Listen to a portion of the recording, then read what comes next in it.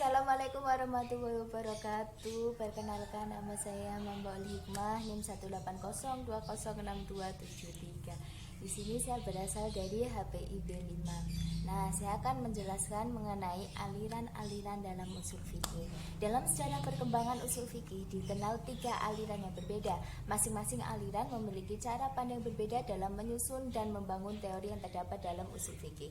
Ketiga aliran tersebut yaitu yang pertama aliran Syafi'iyah atau yang disebut juga dengan aliran mutakalimin, dan yang kedua yaitu aliran Hanafiyah, serta yang terakhir yaitu aliran mutaakhirin. Yang pertama yaitu aliran Syafi'iyah. Mengapa aliran ini kok juga disebut dengan aliran mutakalimin? Karena dalam pembahasannya didasarkan pada nazari, falsafah, dan mantik. Nah, kebanyakan mereka yang banyak memakai metode ini berasal dari ulama mutakalimin. Dalam menyusun usul fikih, aliran ini menetapkan kaidah-kaidah dengan didukung oleh alasan yang kuat, baik berasal dari dalil akli maupun dalil nakli. Penyusunan kaidah-kaidah ini tidak terikat kepada penyesuaian dengan furu'. Ada kalanya kaidah-kaidah yang disusun dalam usul fikih mereka menguatkan furu' yang terdapat dalam mazhab mereka, dan ada kalanya melemahkan furu' mazhab mereka. Yang kedua yaitu aliran Hanafiyah. Aliran ini banyak dianut oleh ulama mazhab Hanafi. Dalam menyusun usul fikih, aliran ini banyak mempertimbangkan masalah-masalah furu' yang terdapat dalam mazhab mereka. Tegasnya, mereka menyusun usul fikih sengaja untuk memperkuat mazhab yang mereka anut. Oleh sebab itu, sebelum menyusun setiap teori dalam usul fikih, mereka terlebih dahulu melakukan analisis mendalam terhadap hukum furu' yang ada dalam mazhab mereka. Dan yang terakhir yaitu aliran mutaakhirin. Aliran yang menggabungkan kedua sistem yang dipakai dalam menyusun usul fikih oleh aliran Syafi'iyah dan aliran Hanafiyah. Ulama-ulama mutaakhirin melakukan tahqiq terhadap kaidah-kaidah usuliyah yang dirumuskan kedua aliran tersebut. Lalu mereka meletakkan dalil-dalil dan argumentasi untuk pendukungnya serta menerapkan pada furu' fikihnya. Selanjutnya saya akan menjelaskan satu persatu mengenai beberapa mazhab. Ada mazhab Hanafi, Maliki, Syafi'i, Hambali, mazhab Syiah, mazhab Dhahiriyah, dan Khawarij. Berikut ini saya akan menjelaskan dalam bentuk PowerPoint. Selanjutnya saya akan menjelaskan mengenai tokoh-tokoh mazhab beserta karyanya. Yang pertama yaitu mazhab Abu Hanifah, didirikan oleh Nu'man bin Sabit dengan karyanya Kitab Al-Mabsud, Kitab Jami' As-Ahagir, Kitab Jami'ul Kabir, dan Kitab Sairul Kabir. Yang terakhir Kitab Az-Ziyad. Yang kedua yaitu mazhab Syafi'i, didirikan oleh Abu Abdullah Muhammad bin Idris Asy-Syafi'i dengan karyanya Al-Um dan Ar-Risalah. Yang ketiga yaitu mazhab Maliki, didirikan oleh Malik bin Anas dengan karyanya Al-Muwatta, yaitu hadis yang bercorak fikih. Yang keempat yaitu mazhab Hambali, didirikan oleh Muhammad bin Hambal dengan karyanya Musnad Ahmad, kumpulan hadis-hadis Nabi. Tokoh-tokoh pemikiran Syiah yaitu Ali bin Abi Thalib, Hasan bin Ali, Husain bin Ali, Ali bin Husain, Ali bin Musa, Musa bin Ja'far, dan lain sebagainya.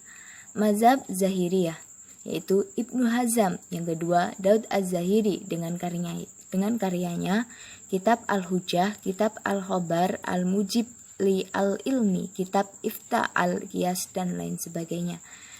Dan aliran Khawarij terpecah menjadi beberapa sekte dan dipimpin oleh tokoh yang mereka anut. Yang pertama yaitu Al-Azhari, tokohnya Nafi' bin Al-Azraq. Yang kedua An-Najdat, tokohnya Najdah bin Amir. Yang ketiga Al-Ibadiyah, tokohnya Abdullah bin Ibad At-Tamimi. Yang terakhir Syufriyah, tokohnya Ziyad bin Al-Asfar. Mazhab Abu Hanifah.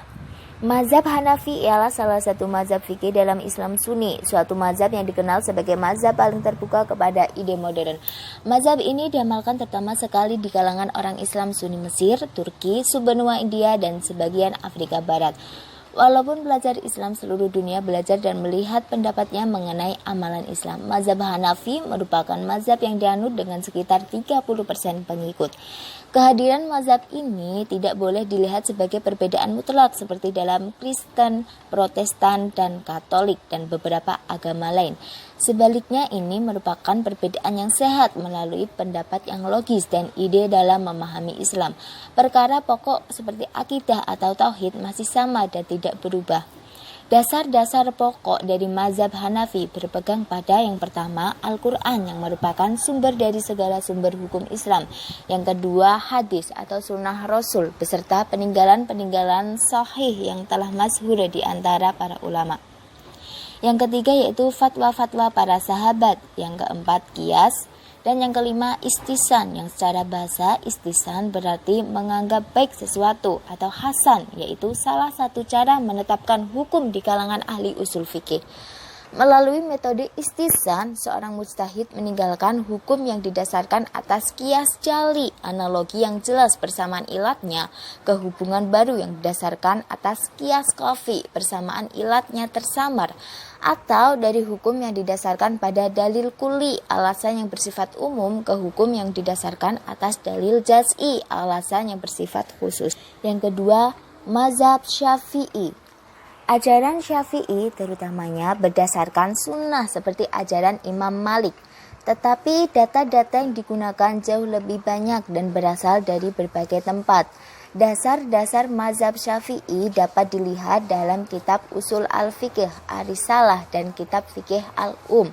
Di dalam buku-buku tersebut, Imam Syafi'i menjelaskan kerangka dan prinsip mazhabnya serta beberapa contoh dalam merumuskan hukum far'iyah yang bersifat cabang. Dasar atau asas pokok mazhab Syafi'i berpegang pada yang pertama, Al-Quran. Yang kedua, tafsir lahiriahnya Al-Quran selama tak ada dalil yang menegaskan bahwa yang dimaksud bukan lahiriahnya. Imam Syafi'i pertama sekali selalu mencari alasannya dari Al-Quran dalam menetapkan hukum Islam. Yang ketiga, sunnah Nabi. Sunnah dari Rasulullah kemudian digunakan jika tidak ditemukan rujukan dari Al-Quran. Imam Syafi'i sangat kuat pembelaannya terhadap sunnah sehingga dijuluki Nasir as-Sunnah. Yang keempat, ijma, hukum yang tak ada dalam Al-Quran dan hadis. Keputusan diambil alim ulama dan atas kata sepakat perselisihan tentang sesuatu. Ijma para sahabat Nabi yang tak diketahui pula ada perselisihan tentang hal itu. Ijma yang diterima Imam Syafi'i sebagai landasan hukum adalah ijma para sahabat, bukan kesepakatan seluruh mujtahid pada masa tertentu terhadap suatu hukum. Karena menurutnya hal seperti ini tidak mungkin terjadi. Dan yang kelima, qiyas. Ditolak dasar istisan dan dasar istislah. Qiyas yang dalam Ar-Risalah disebut sebagai ijtihad apabila dalam ijma' tidak juga ditemukan hukumnya. Akan tetapi Imam Syafi'i menolak dasar istisan dan istislah sebagai salah satu cara menetapkan hukum Islam. Yang keenam, istidlal adalah suatu istilah fikih, yakni mencari atau menegakkan dalil daripada penetapan akan dan kesimpulan-kesimpulannya atau dari seseorang yang mengetahuinya yang dipandang sebagai usul fikih. Yang ketujuh, istisab, suatu istilah fikih, yaitu mencari hubungan, sambungan, berusaha menghubungkan sesuatu dengan keadaan sebelumnya. Berarti membawa serta sesuatu yang telah ada di masa lalu ke masa sekarang. Yang ketiga, mazhab Maliki. Maliki ialah mazhab fikih yang tertua dalam Islam Sunni. Mazhab Maliki diamalkan di utara Afrika dan sebagian Afrika Barat. Mazhab ini mempunyai bilangan pengikut lebih kurang 25% daripada Muslim.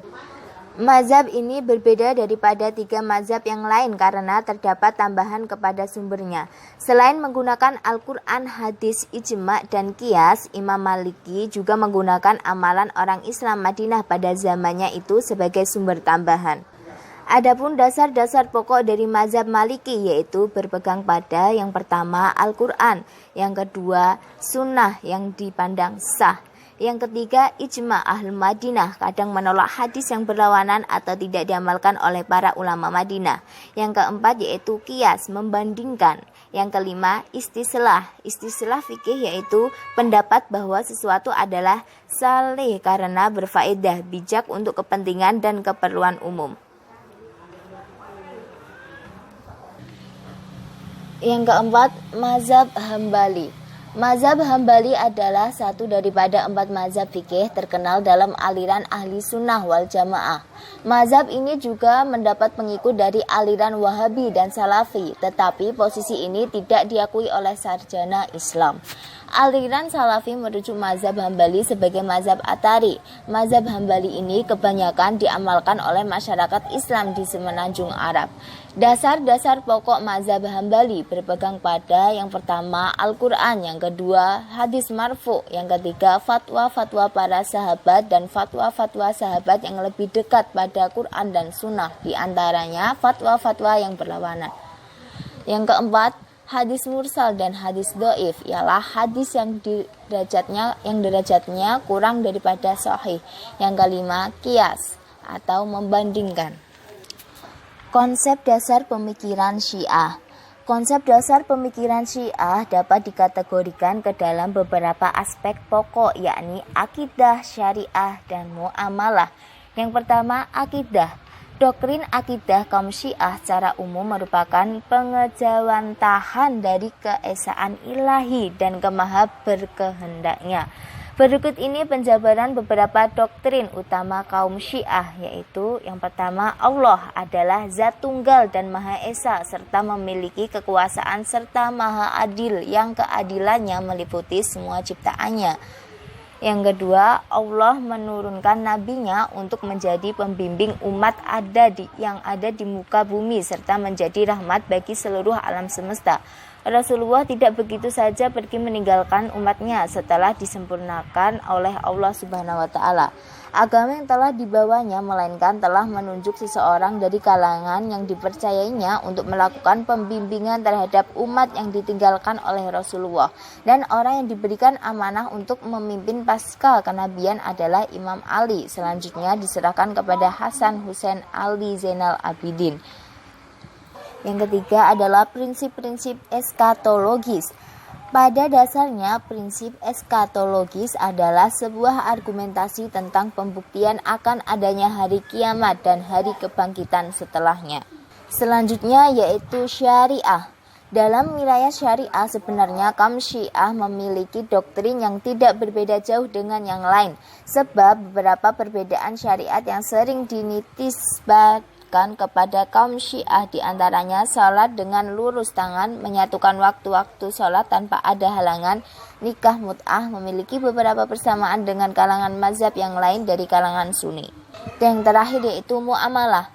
Produk pemikiran Syiah dalam bidang muamalah yang berbeda dengan kaum Sunni adalah aturan tentang khumus. Khumus adalah membebankan zakat kepada orang yang memiliki harta yang tidak bergerak selama setahun sebesar 1/5. Kewajiban ini memungkinkan pengelolaan ketatanegaraan di bidang ekonomi yang baik, sebab apabila terdapat harta yang tidak bergerak selama setahun, maka akan menyebabkan pengumpulan modal di tangan seseorang dan berpotensi menyebabkan krisis ekonomi. Analisis lainnya adalah dengan dikeluarkannya khumus akan menyebabkan pengelolaan sektor lain yang lebih baik, seperti dicontohkan di Iran, lembaga ulama atau dikenal dengan wilayah al-fiqih tidak tergantung secara ekonomi terhadap pemerintah, sehingga independen ulama dalam memberikan fatwa terhadap terjaga dan kepercayaan masyarakat juga tetap ada pada ulama. Mazhab Zahiriyah. Ajaran dan paham mazhab Zahiriyah. Dalam mazhab Zahiriyah hanya mengenal 3 sumber hukum Islam, yakni Al-Quran, Sunnah, dan Ijma'. Bagi penganut mazhab Zahiriyah, keumuman nas Al-Quran Karim dan Sunnah sudah cukup untuk menjawab semua tantangan dan masalah. Pendirian tersebut berdasarkan firman Allah Subhanahu wa taala dalam surah An-Nahl ayat 89. Dalam rangka memahami sumber-sumber utama tersebut, para pengikut mazhab Zahiriyah menolak intervensi rasio dengan segala bentuknya. Dengan demikian, konsep istisan, istisab, dan takwil mereka tolak. Akan tetapi untuk mengatasi persoalan yang belum tercantum secara jelas oleh nas baik Al-Quran maupun hadis, mereka menggunakan pendapatan yang disebut ad-dalil dan istisab. Yang kedua yaitu hadis atau ad-dalil adalah suatu metode pemahaman atas suatu nas yang menurut ulama aliran mazhab Zahiriyah pada hakikatnya tidak keluar dari nas atau ijma itu sendiri. Dengan pendekatan ad-dalil dilakukan pengembangan suatu nas atau ijma melalui dilalah atau petunjuknya secara langsung tanpa langsung mengeluarkan ilatnya terlebih dahulu. Dengan demikian konsep ad-dalil tidak sama dengan qiyas sebab untuk melakukan proses qiyas diperlukan kesamaan ilat antara kasus asal dan kasus baru, sedangkan pada ad-dalil tidak diperlukan mengetahui ilat tersebut.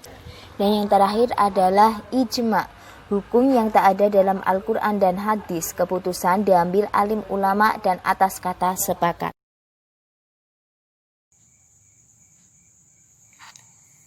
Mazhab Khawarij. Khawarij memiliki arti keluar. Di sini terdapat sifat kaum Khawarij. Yang pertama yaitu mengkafirkan kaum muslimin. Yang kedua, keluar dari taat pada penguasa. Yang ketiga, menghalalkan darah kaum muslimin. Khawarij sesungguhnya masih terkenal dan berkembang pada masa ini dan mereka muncul dalam bentuk yang baru.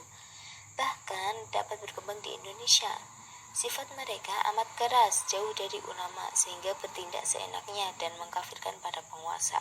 Maka wajar jika kaum Khawarij yang berkembang di Indonesia melakukan berbagai aksi teror seperti bom bunuh diri yang terjadi di berbagai tempat di Nusantara. Khawarij ini dimanapun mereka berada akan mudah dikenali, meski penampilannya bersembunyi di balik sorban dan janggut panjang dapat dideteksi melalui doktrin dan pandangannya. Kemudian mengenai prinsip kaum Khawarij, yang pertama yaitu khalifah hendaknya diserahkan mutlak kepada rakyat untuk memilih dan tidak ada keharusan dari kabilah atau keturunan tertentu. Yang kedua, persamaan pandangan yang berkenaan dengan akidah bahwa mengamalkan perintah agama adalah sebagian dari iman dan bukan keseluruhan. Pemikiran Khawarij yaitu tak ada hukuman kecuali hanya milik Allah. Siapa yang berhukum bukan dengan hukum Allah, maka mereka telah dianggap kafir.